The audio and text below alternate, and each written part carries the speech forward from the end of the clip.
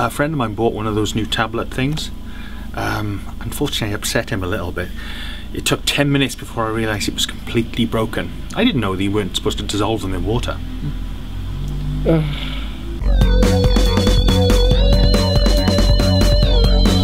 Ouch.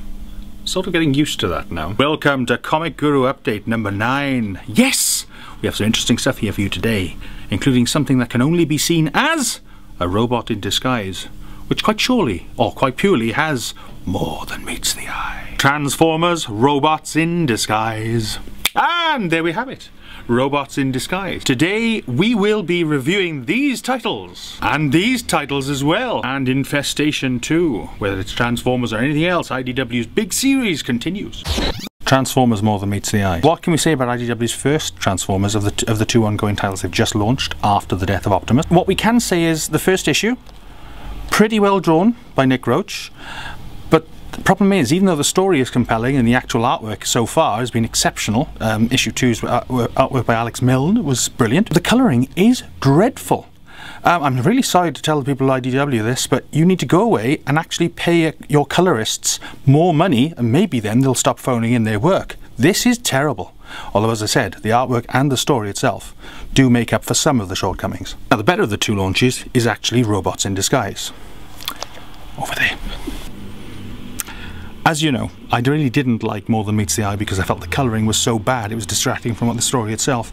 I mean, a classic example, I had to literally read the comic twice in order to work out that Ratchet was in fact the character I was looking at on the page. However, this one's a little bit more with it. The colouring on it is excellent, the artwork is as strong as you'd expect, and to be fair, the actual writer and the artist hit the ground running. And of course, there's nothing really to report other than the fact that the story's just starting. They've split the actual Autobots in two.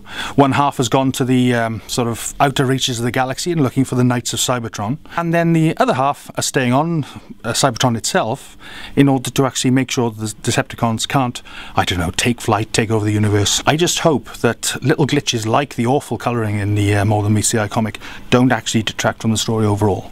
Now, I hope someone out there is listening to this and believes that actually paying decent colourists to do decent work is probably the way forward. Anyway, next title.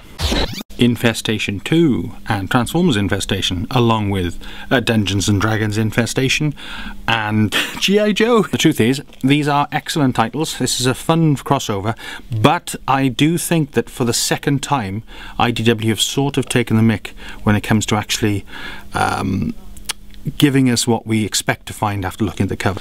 Quite clearly, this cover here features Optimus Prime, the Teenage Mutant Ninja Turtles. It features the universe that has the 30 Days of Night wandering around in it. It also has G.I. Joe. And the biggest picture on the front cover is in fact Optimus Prime, except that absolutely none of those characters are featured except the actual covert vampire operations. If you want to get people to read these things, then you have to start properly introducing them as being major elements to the beginning of the story, so that they're then major elements at the end.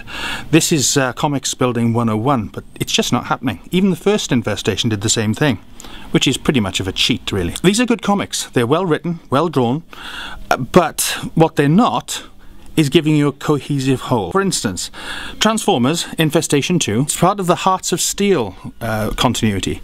For those who don't know, it's continuity where the Transformers discovered in the 1800s. So it's very steampunk in design and flavour, and it's actually rather good. This is set directly there as opposed to the standard universe, and that's the problem.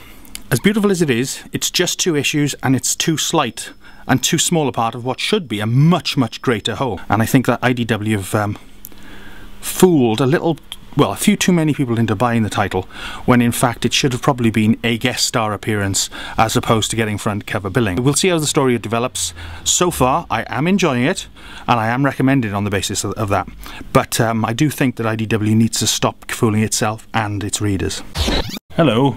Do you know what made Optimus Prime the greatest Transformer who ever lived? I'll tell you. He gives great head.